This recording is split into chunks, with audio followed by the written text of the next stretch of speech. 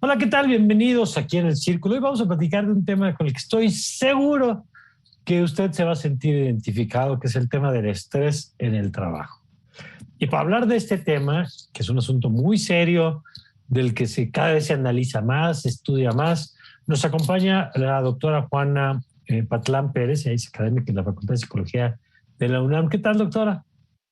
Buenas tardes, a sus órdenes. Bien, Gracias. gracias. Gracias a usted por estar aquí con nosotros. Y está también con nosotros Edgar Rosas López.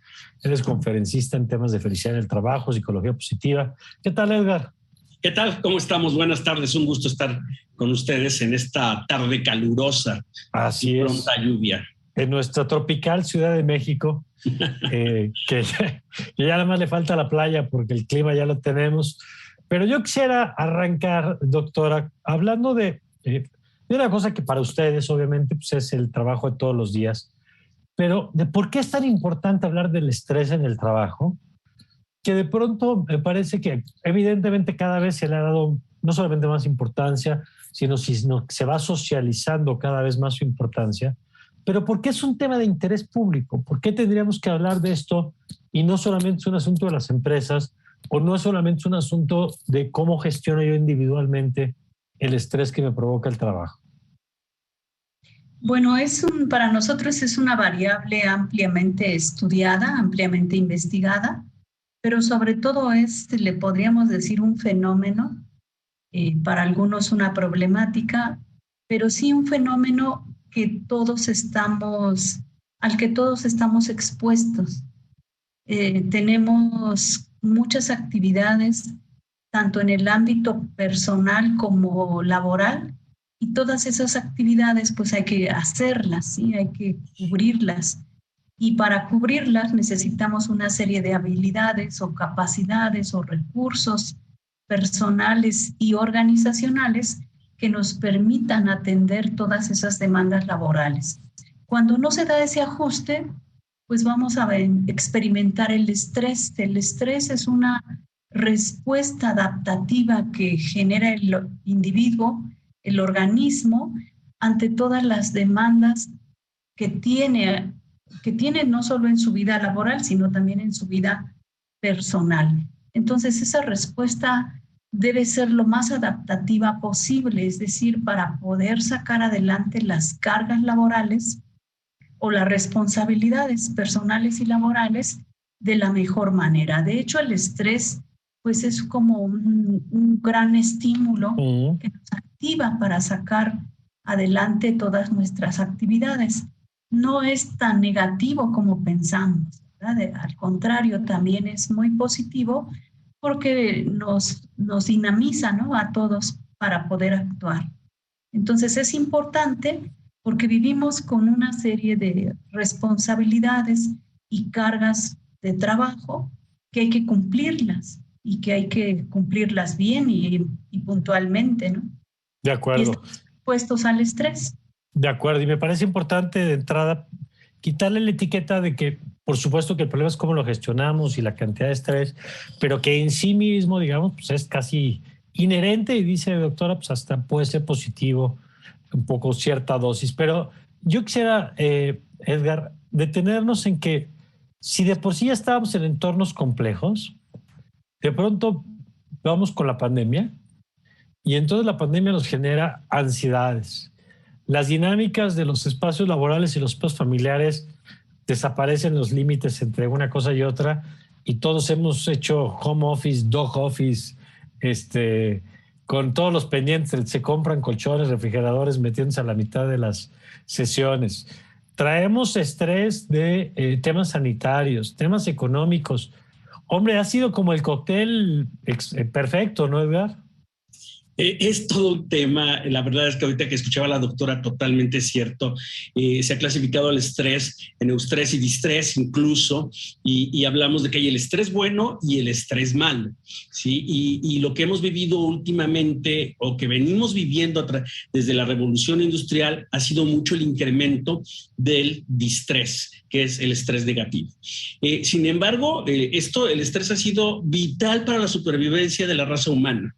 Sí, y gracias al estrés hemos sobrevivido a las bestias en los bosques enfrentado, hemos logrado alimentar a nuestra familia, hemos aprendido, hemos sobrevivido generación tras generación. Esto es muy, muy importante. Sí, cierto, estamos viviendo una etapa muy crítica. El encierro ha sido para muchos brutal. Se han acabado familias y si no es por el virus, ha sido porque se ha desintegrado la familia al no estar acostumbrados a convivir tanto tiempo. Pero la verdad de las cosas es que siempre la humanidad ha enfrentado temas de reto, temas de estrés, ¿sí? Y la forma en que lo afrontas es lo que hace la diferencia. ¿Sí? Nosotros en las organizaciones hemos tenido que trabajar mucho. Yo, como sabes, vengo de la industria farmacéutica, por lo menos los últimos 7 años, y hemos hecho un gran trabajo y un esfuerzo para trabajar con la gente, con las personas dentro de las organizaciones, ¿no? Facilitando, buscando de alguna manera que esto no sea tan complicado. ¿Cómo? Pues anticiparnos a lo que ya la ley pedía tiempo después, que es te pongo un mueble en tu casa si cabe para que puedas sentarte por lo menos cómodamente a trabajar, te facilito el internet, muchas cosas que te ayuden a amortizar ese gran impacto. Pero algo que es fundamental en todo esto es el liderazgo. Y el liderazgo es el que ha movido voluntades por un bien común, o el mal liderazgo, que no existe el mal liderazgo, yo creo, más bien los jefes que no son líderes, que han tratado mal a la gente durante todo este tiempo, que como ahora los tienen en su casa, creen que deben de estar conectados todo el tiempo, que a las 8 los quieren vestidos, bien peinados, enfrente del monitor y no los dejan separarse, bueno, ni para comer. ¿Sí? Y estos son los malos jefes, son la gente que no tiene preparación para ser líder. Y eso sí le ha pegado y ha impactado fuertemente a las organizaciones. Tenemos un nivel de deserción más alto que en otros tiempos. Hay personas que ya no quieren regresar a trabajar. En Estados Unidos hay datos bien interesantes de renuncias que se están... La gran renuncia, ¿no? Como le han llamado. Me voy. Yo ya no regreso, yo ya no quiero tenerte encima como jefe. Y hoy nace una gran necesidad de formar líderes y donde el liderazgo tiene una trascendencia porque es lo que va a traer y retener el talento. Y los millennials, pues ya vimos que no son nada fáciles, ¿no? Entonces, sí es todo un tema. Tenemos temas postraumáticos muy fuertes. Las personas que perdieron a su familia o uno o dos familiares, verdaderamente hay que trabajar, hay que implementar sistemas de retroalimentación, de acercamiento con las personas, de decirles, oye, acá estoy, te doy un mecanismo para que puedas platicar con un psicólogo, porque ha sido muy, muy duro. Y no se diga a los niños, ¿eh? Estamos hablando de los adultos que se supone que estamos más preparados, sobre todo los que vivimos en la Ciudad de México, preparados para enfrentar casi cualquier cosa, ¿no? O sea, se puede acabar el mundo y nosotros salimos adelante.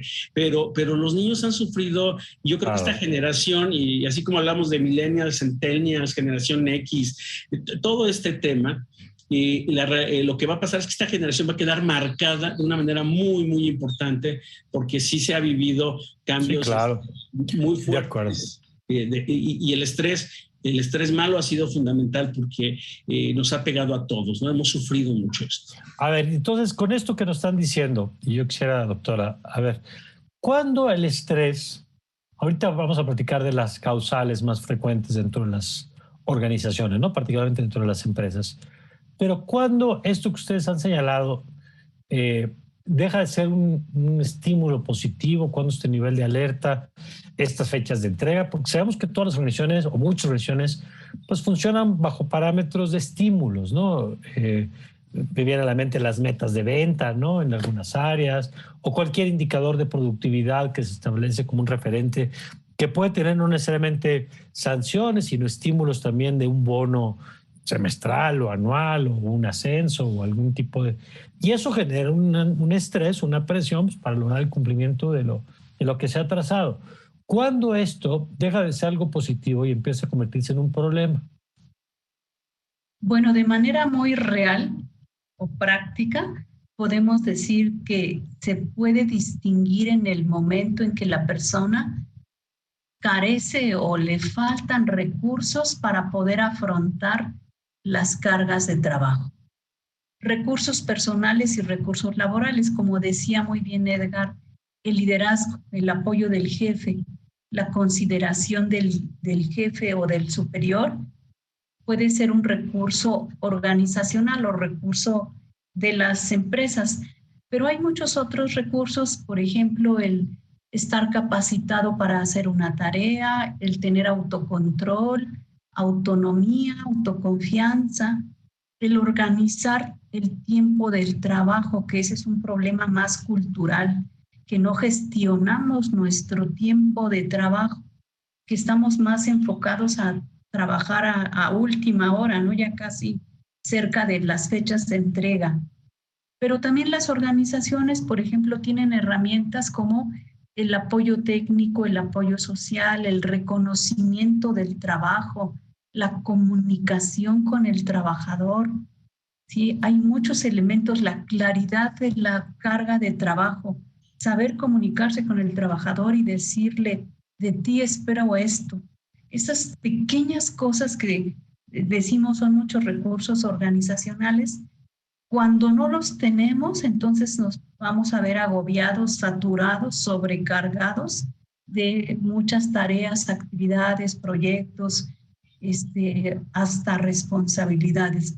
Y en ese momento, cuando se da ese desajuste, pues es cuando empieza el fenómeno del estrés, que el organismo se percibe esa alarma. También puede tener como segunda etapa una resistencia o resistencia y llegar a la etapa de agotamiento. Pero todo está en función de que pueda enfrentar esas cargas de trabajo, porque si opta por una respuesta inadaptativa, ¿cuál sería una respuesta?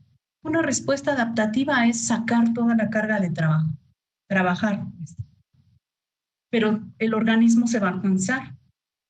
Y una respuesta inadaptativa es evitar el trabajo. ¿Sí? Es trasladárselo a otro o no hacerlo o no cumplirlo. Entonces se trata de que el trabajador tenga todos los recursos y los apoyos para que genere una respuesta adaptativa. Aunque eso no quiere decir que no va a haber cargas de trabajo, seguramente. Claro. Y el organismo lo va a sentir. Claro, porque entiendo, doctora, que tú puedes estar presionado por lograr un objetivo, pero si eso te genera trastornos de sueño, eso te genera esto que decía Edgar, del no quiero regresar a trabajar, pues hay un impacto. Y eso me permite, Edgar, cerrar con esta idea, este primer bloque. El tema del estrés en las organizaciones va más allá de la convicción del cuidado de los colaboradores o colaboradoras, sino que tiene que ver con una mirada al propio interés de la organización, ¿no? Esto que decía la doctora de, a ver, es que la persona que está sujeta a ese estrés no produce, no cumple, no entrega, o si lo hace, pues lo hace en condiciones, digamos, que no son óptimas. Y entonces, quizá lo que no ha logrado a veces por convicción, pues el interés propio puede ser uno de los grandes motores, además del papel del Estado, del que ya platicaremos también un poquito más adelante. Claro. Sí, todo es bien complejo porque mira, tú te estresas, no tienes los recursos, como bien menciona la doctora, y al no tener los recursos no lo vas a lograr. Puedes hacer un gran sacrificio que va a hacer que tu organismo lo resienta y en algunos casos termina hasta en un infarto, ¿sí? O en el peor de los casos, ¿sí? que suele ocurrir. Entonces, puedes tener círculos virtuosos o círculos maléficos, en el sentido de que tú llamas la atención, tú tratas de corregir, no lo haces bien, no das los recursos suficientes y entonces el colaborador no puede. Y no puede, y el estrés lo empieza a congelar y empieza a cometer más errores y más errores y más errores. Entonces, eso es un desastre, ¿sí? Cuando hablamos de lo contrario, que es reconocimiento, dime en qué te apoyo, qué falló, cómo le hacemos, cómo lo cambiamos, ¿no? Yo he trabajado mucho con el modelo de liderazgo orientado al florecimiento humano, ¿sí? Muy enfocado a la psicología positiva, que busca el desarrollo personal y profesional de las competencias, fíjate, directivas más relevantes para el éxito del líder, del equipo y de toda la organización. Pero eso, como tú dijiste también, es un tema y es un reto enorme, porque si la organización solamente quiere cumplir con la norma, ¿sí? Pues va a hacerlo y cumple, ¿eh? Porque se vio que muchas lo hicieron en tiempo y forma y entregaron, y aunque está diseñado para que no sea que no podamos engañar a las autoridades. No tenemos la gente capacitada para hacer las auditorías de la manera correcta, para detectar cuando no se está cumpliendo con todos los factores de riesgo en los que se pudiera estar incurriendo en daño de los colaboradores. Entonces se vuelve fácil engañar a la autoridad, ¿sí? Y estamos años atrasados, ¿sí? En Europa esto empezó el siglo pasado, hace mucho tiempo, ¿sí? Cuando acá en México lo quisimos implementar en menos de una década, ¿sí? Y a fuerza, no por convicción. ¿Sí? Algunas empresas que nos interesaba ser un gran lugar para trabajar, ser un top companies, tener ambientes de trabajo exitosos, porque además es la generación de resultados a través de las personas, sí lo entendimos, pero no todos. Y otros nada más lo que hicieron fue cumplir con lo que me pedía la autoridad y eso se volvió en un tema. Claro, claro, porque ya lo sabemos, ya es un tema recurrente en este programa, así hablemos hoy del estrés o hablemos de temas de justicia o temas de seguridad. El cumplimiento en papel es algo que se nos suele dar bien. El cumplimiento en la realidad se nos cuesta notablemente más trabajo. Vamos a hacer una pausa y ahora que regresemos yo le quiero preguntar a la doctora justamente, pues, ¿qué ha pasado por lo pronto con el papel? ¿Qué pasó con esta norma que obligaba a las organizaciones a esto que hacía referencia ahora Edgar Rosas, al tema de tener diagnósticos, por ejemplo, ¿no? ¿Qué sabemos hoy sobre las organizaciones? ¿Qué encontraron?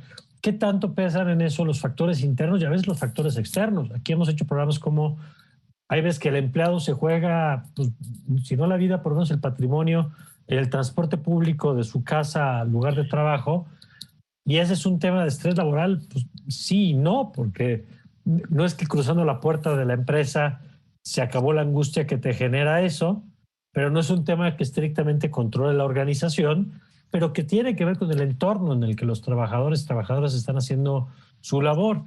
¿Qué ha pasado con la norma? Y luego, ¿cuáles son algunas de las prácticas que algunas organizaciones que sí se lo han tomado en serio, como decía Edgar, están poniendo en los hechos? De eso, si les parece, platicamos regresando de la pausa. Ya volvemos.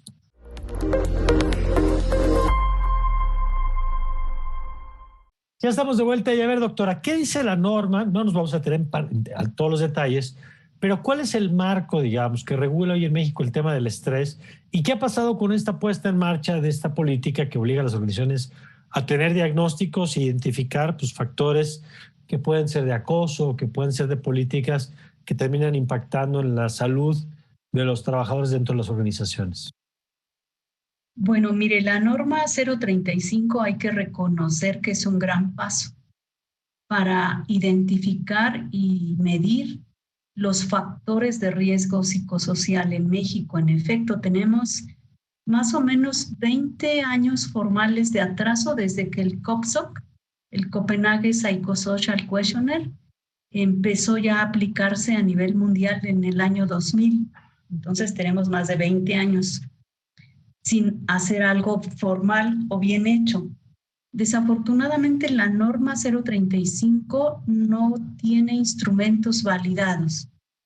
Eso quiere decir que no sabemos qué están midiendo. Eso es el principio. Y el segundo paso que tiene la norma es que no mide absolutamente nada en cuanto a la salud o el impacto que los factores de riesgo psicosocial o estresores tienen en el trabajador. Solamente intenta hacer una medición de los factores, pero no se enfoca a medir aspectos de salud. Sí lo señala por ahí en algunos párrafos, pero no necesariamente llega a existir una relación de decir, mides tus factores y lo correlacionas con la salud de los trabajadores. Eso no lo marca la norma.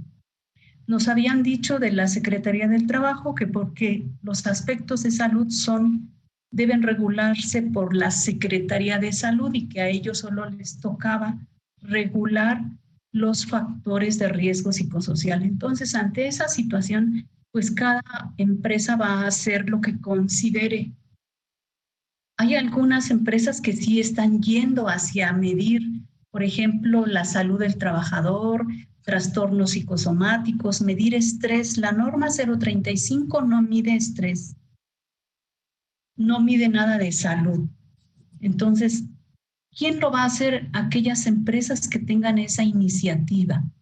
pero sí hace falta una norma que mida más cosas, más allá de los factores, el impacto o el efecto de los factores de riesgo psicosocial en la salud del trabajador y en la organización, Claro. en la productividad, en el desempeño laboral, en la calidad del trabajo, etcétera. Pero sí son vacíos, ¿no? O sea, se cumple, pero no se cumple realmente en la práctica, ¿no? Eso es lo que yo podría decir.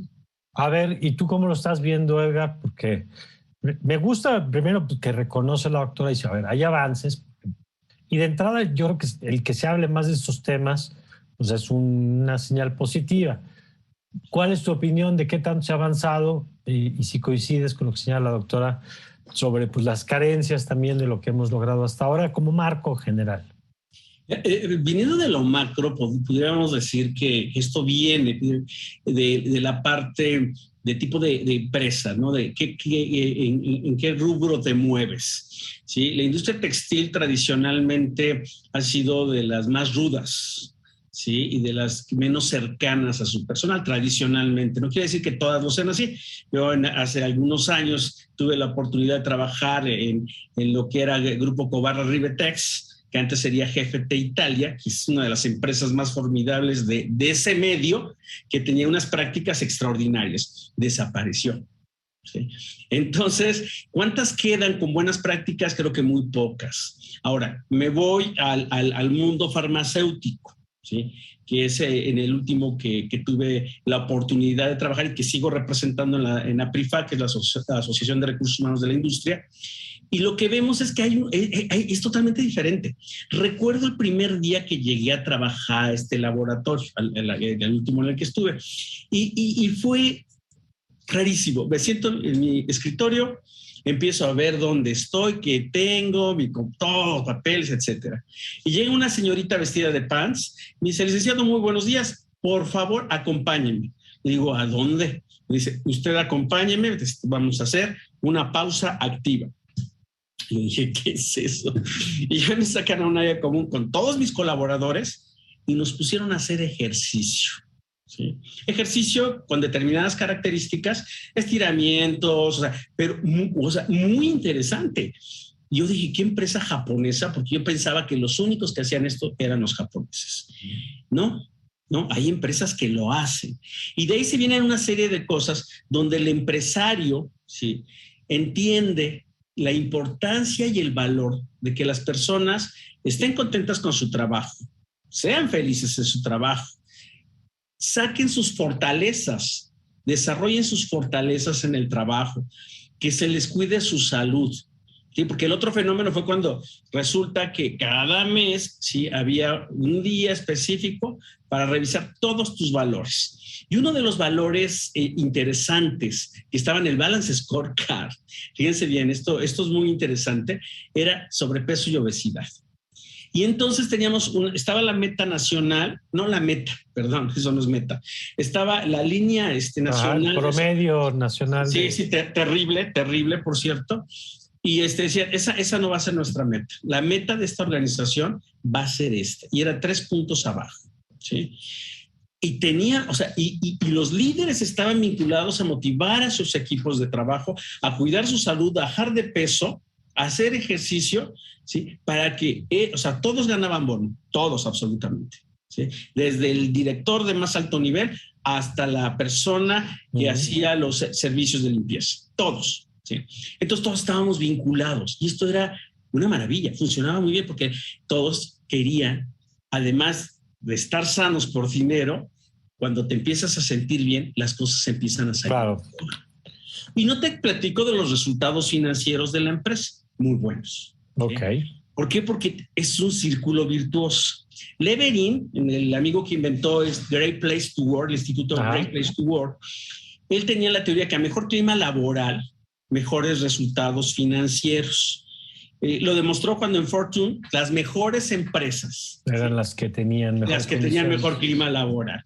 Entonces, esto va emparejado, ¿no? Aunque hablar de clima laboral y de felicidad del trabajo no están tan lejos, sí todavía hay una brecha importante para lograrlo, ¿no? Y hablar de salud y de buenas prácticas. A nosotros cuando llega la NOM 035, como bien dice la doctora, no es tan complicada cuando tienes prácticas de este tipo. Sí, si ya era un tema que traías en el radar y lo estabas implementando, pues no te brinca tanto, claro. Y mira, nos ayudó a ponernos un poquito más en orden, porque ese mismo año fuimos el 6º lugar de Top Companies a nivel nacional, o sea que fue buenísimo, ¿sí? Y al primer lugar en empresas heroínas y por prácticas extraordinarias en temas de felicidad en el trabajo.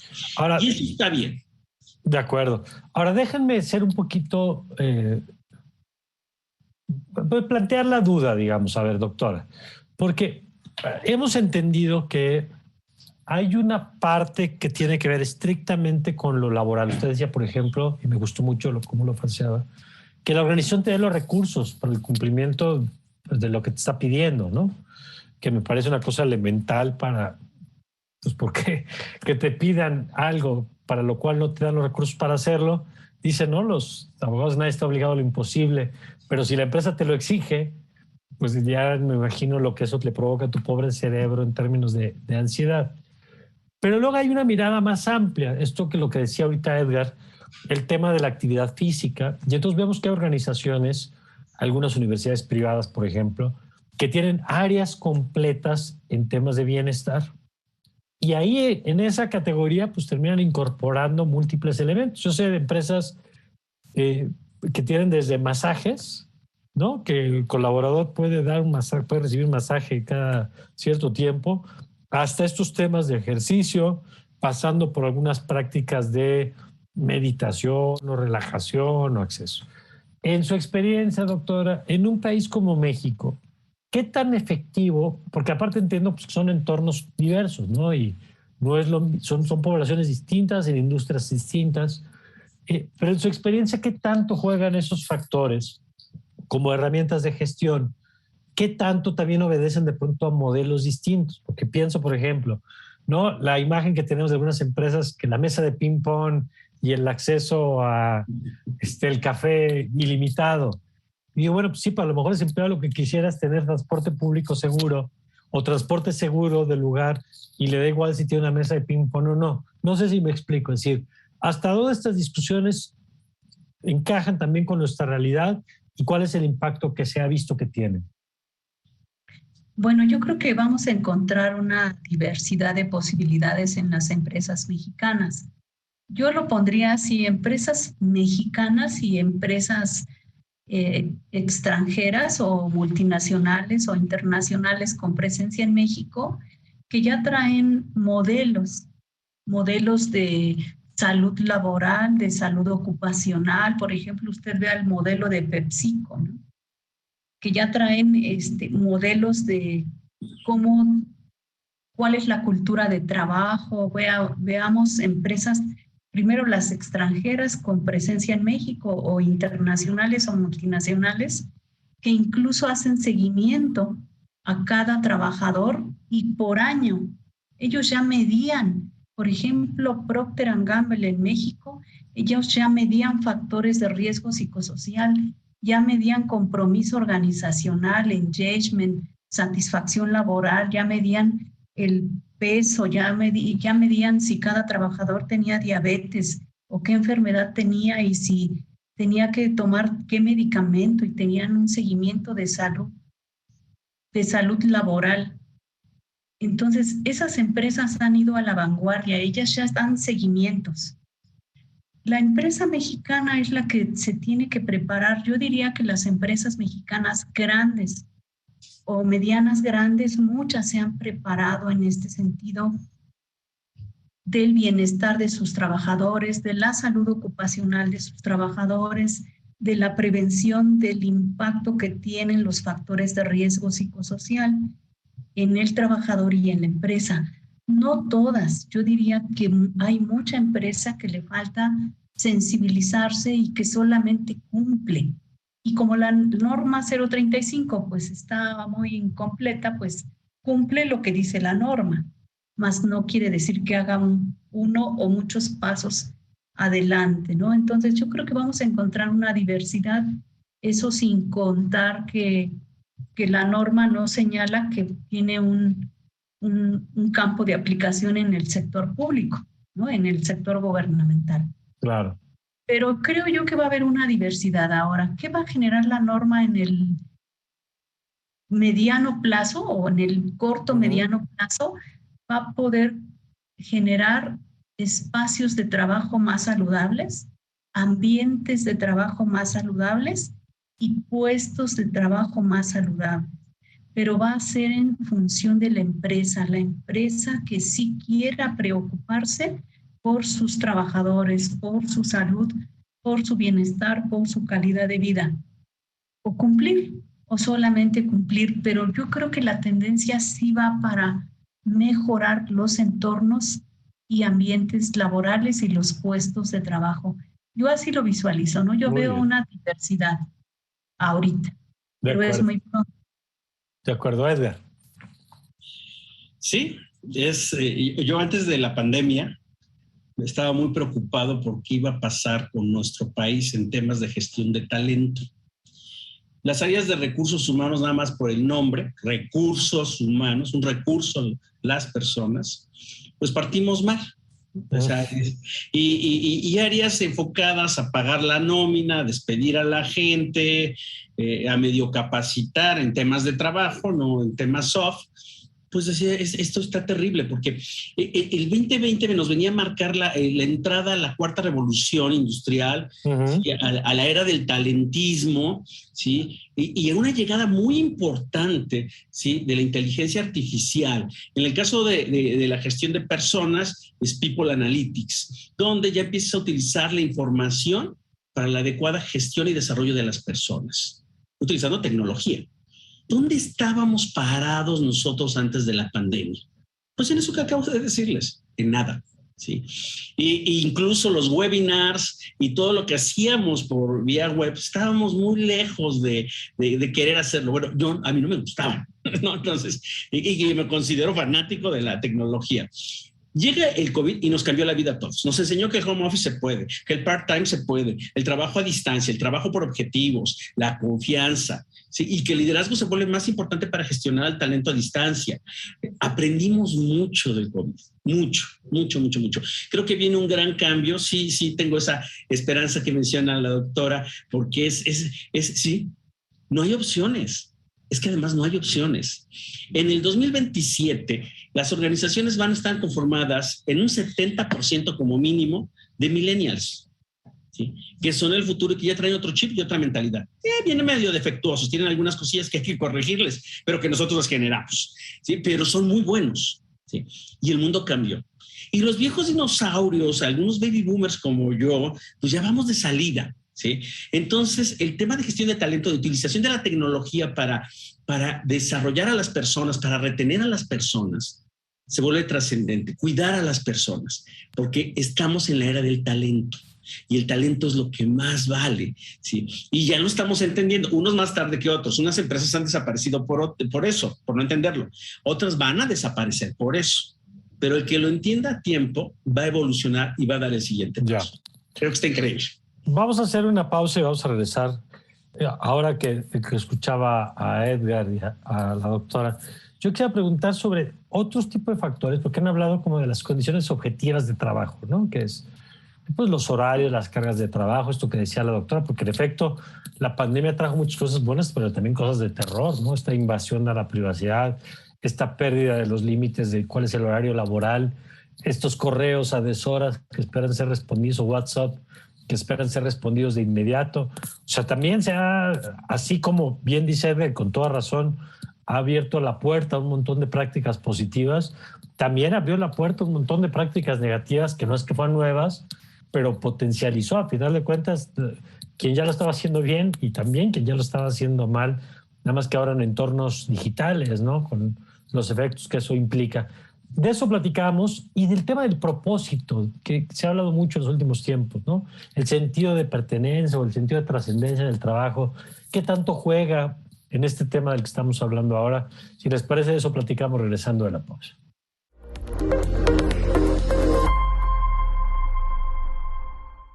Ya estamos de vuelta. A ver, doctora, antes de entrar en la parte del propósito y del rol que juega en que las personas que trabajan en la organización tengan un sentido de trascendencia o de colectividad o de utilidad de su trabajo, yo sí quisiera conocer su opinión sobre esto que ya ha apuntado usted hace rato.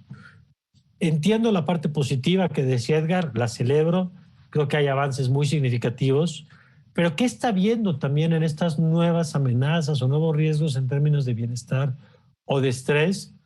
Porque, y perdón el ejemplo, pero yo conozco organizaciones que te están monitoreando la computadora y si la persona no está frente a la computadora, no está teniendo actividad en el teclado, le desconectan o le mandan una especie de amonestación, lo cual me parece un Big Brother laboral llevado al extremo en un sinsentido, porque eso no tiene que ver con productividad, evidentemente, pero que hay la tecnología que te permite hacer el trabajo a distancia, te permite también un control a distancia como no habíamos tenido evidentemente antes.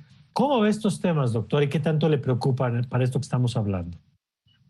Bueno, los sistemas, yo le llamaría de vigilancia y control, ya se tenían bastante desarrollados antes de la pandemia. Nada más hay que ver, por ejemplo, las naves industriales, como ya tenían en la parte central o arriba algunas cabinas para estar vigilando a los trabajadores. Me ha tocado ver naves acá en Naucalpan o acá en el parque de Iztapalapa. O sea, las naves por su diseño están hechas para poder estar Por el panóptico al trabajador, vigilando, ¿no? A mí me tocó ver una empresa en Puebla donde el dueño de la empresa directamente fue a revisar cada bolsa de cada trabajadora de una empresa textil para que no se le fuera ni una prenda. O sea, los sistemas de control y de vigilancia han existido, incluso, por ejemplo, ya antes de la pandemia ya había cámaras en las embarcaciones, porque me ha tocado trabajar con el sector pesquero, y en las embarcaciones de captura de camarón de alta mar, ya traen cámaras para poder visualizar el cuidado adecuado que se le da al camarón, por ejemplo. Pero esto un poco ahora se agudiza y se acude mucho a la parte electrónica, a la parte de la computadora, el mail, el WhatsApp, como mecanismo de control. Yo creo que se ha estado aprovechando esas herramientas para poder controlar tanto el desempeño del trabajo como pues el cumplimiento de las actividades o las entregas, ¿no? Entonces, yo creo que esos mecanismos habría como que saberlos manejar con un mejor liderazgo, con un mejor sistema de comunicación con el trabajador, es decir, que todo sea más transparente, ¿no? Pero finalmente la organización acude a cualquier tipo de sistema, yo le llamaría de control, porque todos son de control, ¿no? De control del recurso humano, del trabajo, de los resultados, hasta de atención al cliente. Tenemos ahora muy avanzados sistemas donde dice, esta grabación, se va a grabar esta conversación porque es parte de control de calidad, etc. Entonces, yo creo que si hubiese una mejor comunicación entre empresa y trabajador, una mayor confianza también en el trabajador y pues un mejor diálogo, no tendríamos por qué llegar a la vigilancia tan extrema, ¿no? Ese sería como mi punto de vista, pero ya teníamos esos sistemas de control. De acuerdo. A ver, Edgar, ¿cómo lo ves? Y que conste que no soy ni antiempresa, pero me preocupa también, digamos, esta ampliación que en algunos casos, ya lo decías, Edgar, con mucha claridad, decías no son malos liderazgos, simplemente no son liderazgos, sino que son personas con responsabilidad o con cargos, pero sin una visión adecuada de la gestión, de lo que significa trabajar con personas. Pero, ¿cómo ves estos temas y si te preocupan también? Claro que me preocupan. De hecho, ahora me dedico a eso, ¿sí? A desarrollar y formar líderes, porque es tremendo lo que estamos viviendo, ¿no? Y no es nada sencillo el reto. Si no es, como diríamos coloquialmente, enchilame otra, o sea, ¿no? Es muy complejo porque tenemos que tener conciencia. Estamos en empresas que tienen organizaciones piramidales, jerárquicamente hablando, ¿sí? Entonces, si el cambio no se genera de arriba hacia abajo, es muy difícil que se genere de abajo hacia arriba, salvo por una revolución. Y bueno, no quiero ver eso en una organización, y ahora con los temas sindicales menos. Entonces, sí hay que trabajar mucho, hacer conciencia en los directores, en los CEOs, en los dueños de organizaciones, porque la gran mayoría de las empresas en México son pymes y son las que generan la mayor parte del ingreso, que hay que cambiar, que hay que cambiarnos el chip, que tenemos que formar líderes, que tenemos que trabajar con nosotros mismos, ¿sí? Para poder sacar adelante el barco. Las personas te van a seguir, ¿sí? Y no porque les pagues necesariamente mucho más o les des una mejor oficina, sino porque seas un líder congruente, ético, una persona en la cual se sienten bien siguiendo lo que les está pidiendo, porque mueve voluntades, liderazgo, porque me trata bien, porque me reconoce. Y acá es cuando entra el tema del significado, ¿no? Porque un buen líder sabe manejar el tema del significado de manera sensacional. A mí me encanta cómo lo dice Martin Seligman, que es el padre de la psicología positiva, y que dice, una vida con significado es aquella en la que una persona dispone de sus fortalezas y virtudes para servir a algo mucho más grande que él mismo. Y el gran reto en las organizaciones es encontrar significado. Cuando una persona llega a una empresa, y sobre todo los jóvenes, insisto mucho en el tema de los millennials, porque son el futuro, más los millennials que otra generación, porque es el grupo más grande que va a estar al frente de los próximos años. Ellos tienen una gran necesidad y tienen un vacío en el tema de significado. La mayor parte de los coaching que doy tienen que ver con encontrar ese significado, ayudarlos a encontrar ese significado, claro. El propósito. Y a veces digo, y si lo haces en la empresa es maravilloso, pero tenemos que empezar desde la vida, ¿sí? ¿Cuál es tu propósito de vida? No, pues una familia. No. A ver, ¿cómo quieres trascender? ¿Sí? A través del uso de tus fortalezas y de lo que tienes, que quieres dejar en este mundo cuando tú no estés. Y ese es un gran reto. Quizás decía que para las empresas es un poco más difícil, depende del tipo de empresa, ¿no? Una empresa farmacéutica pues dice, yo quiero trascender a través de la salud de los mexicanos, ¿sí? Y desde mi trinchera estoy aportando un granito de arena para que esto ocurra. ¡Ah, wow! Sí, es cierto. ¿Sí? Y te lo pones. Bueno, ahora yo le pregunto a una cigarrera, ¿no? ¿Cómo le haces para tener un propósito, ¿no? O sea, es todo un reto. No digo que no se pueda, pero es todo un reto, ¿sí? Entonces, en temas de salud y bienestar, pues se vuelve algo que puedes utilizar cuando estás en la empresa adecuada, y cuando no, tienes que buscar la manera de hacer, y si no, formar buenos y verdaderos líderes. De acuerdo. Y yo quisiera seguir con esa línea, doctora. ¿Qué papel juegan esos intangibles en su experiencia dentro de las organizaciones? Insisto que hay condiciones objetivas que determinan la experiencia de trabajo, ¿no? La silla en la que estoy sentado, la iluminación con la que tengo, la ventilación, son factores concretos, medibles, que impactan en el efecto que puede tener en la vista o en la columna las horas que estoy trabajando. Pero ahorita hablábamos también de esos otros propósitos o esas otras dimensiones que tienen que ver con el trabajo. Lo resumía muy bien Edgar, como este sentido de trascendencia o este sentido de impacto público positivo de lo que estoy haciendo. En su experiencia, ¿qué tanto terminan pesando esos factores a la hora de gestionar este ambiente dentro de las organizaciones y de ser un factor que permite gestionar esta tensión natural que se produce dentro de las empresas? Bueno, aquí hay un punto importante que sería toda la parte subjetiva. Hay que aclarar ese punto, lo subjetivo. Todas las percepciones, todas las interpretaciones, todas las cogniciones que se van conformando a partir de la experiencia que se vive en un trabajo o en una empresa, finalmente mucho está en función de esa subjetividad que cada quien percibe. Entonces, ese punto puede ser crucial, porque lo que para mí es mucha carga de trabajo, para otro no es mucha carga de trabajo. Sí, ahí hay que tener en cuenta ese punto, y en ese punto pueden influir pues desde la personalidad, las características individuales, los muchos factores que influyen. Por ejemplo, una mamá soltera que tiene 3 hijos, que vive hasta Naucalpan y que tiene que venir al sur a trabajar, que gana un salario mínimo, que no tiene auto, que usa el transporte público. Entonces empiezan a complejizarse a integrarse todos esos factores y a complejizarse toda la situación, y obviamente el estrés sale a flote, ¿no? En México incluso se ha estudiado bastante que los puestos de trabajo de nivel operativo pues son los que más van no solo a sufrir estrés, sino también algunos otros problemas, y los puestos de nivel directivo no. ¿Por qué?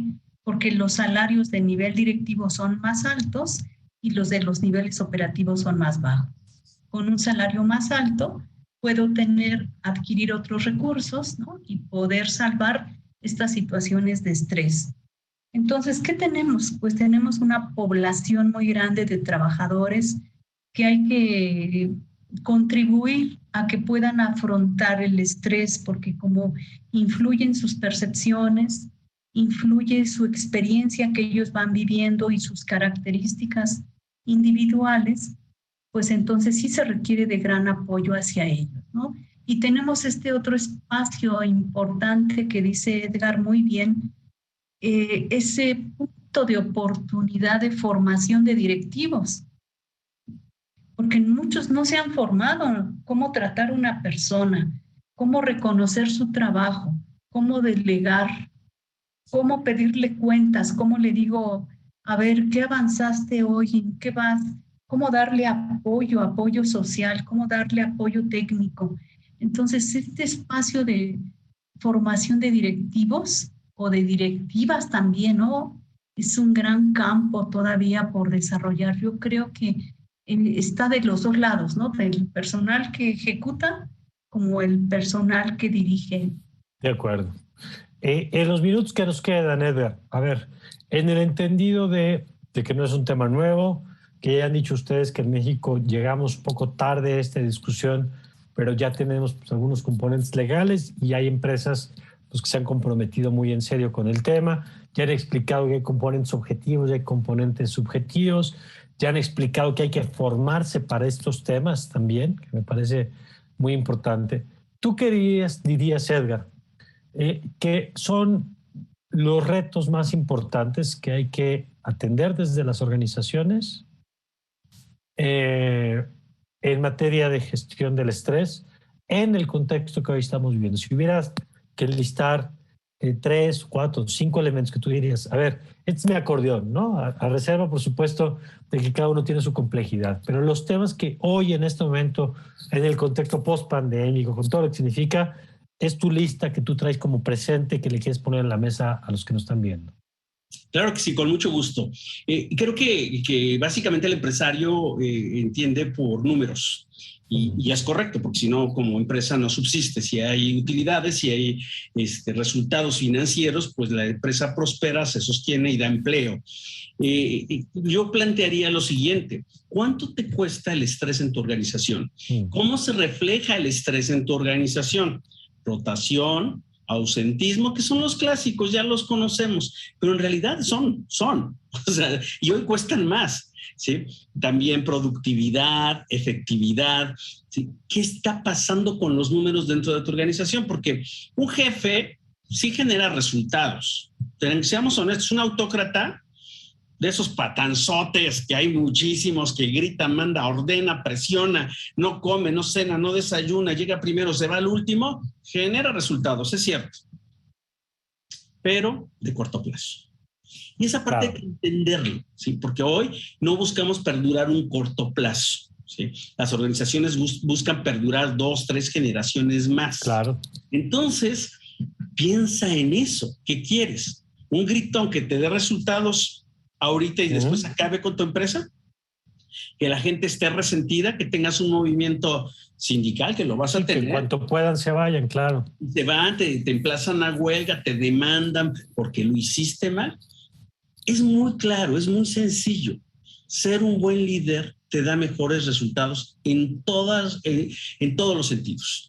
Como persona, como ser humano, como jefe, como trabajador, todo fluye. Entonces, esa es la reflexión que yo quisiera dejar. Muy bien. ¿Qué te conviene más hacer hoy en día? Muy bien. ¿Algún apunte final, doctora, por favor? Pues bueno, yo creo que un punto inicial es medir el estrés laboral, ¿no? Medir y evaluarlo. Mientras no se mida y se vean cuáles son sus causas, no se podría actuar. Y que se tome en serio, ¿no? Pues para eso está la ciencia, ¿no? Se ha avanzado mucho en el estudio del estrés laboral y pues yo diría que la norma cambie, ¿no? La norma 035 cambie, ¿no? Para bien, ¿no? ¿Usted cree que ahí es donde hay que poner parte del foco en este momento? Pues sí, porque mientras usted no lo ponga como obligatorio o como que el patrón cumpla, pues no lo va a hacer. Si no está escrito, nadie lo va a hacer. Pues de acuerdo. Pues yo creo que en estos temas, al tratarse de un asunto también de derechos, pues hay que apelar por la parte de la razón, como decía ahora Edgar, pero por la parte del Estado, como dice la doctora, porque hay veces que no basta la buena voluntad, ¿no? Cuando está la buena voluntad, porque hay convicción de que es lo correcto y es lo mejor para la empresa, hombre, pues los astros se alinean muy bien y las cosas salen mejor. Pero cuando no, pues tenemos que proteger justamente a la población y ese es el rol del Estado, que no puede dejar todo al mercado a que resuelva si la empresa tiene buenos liderazgos o si tiene malos liderazgos, ¿no? Yo creo que es un tema que habremos de seguir. Yo les agradezco mucho, doctora Juana Patlán Pérez. Muchas gracias por habernos acompañado. Gracias a ustedes, a sus órdenes. Gracias. Gracias. Edgar Rosas, un gusto. Gracias, igualmente. Gracias a los dos por habernos acompañado. Gracias a usted por habernos seguido aquí en un capítulo más en El Círculo. Yo le invito a que continúe con toda nuestra programación en Justicia TV. Yo soy Mario Campos. Le deseo, como siempre, que tenga usted un magnífico día.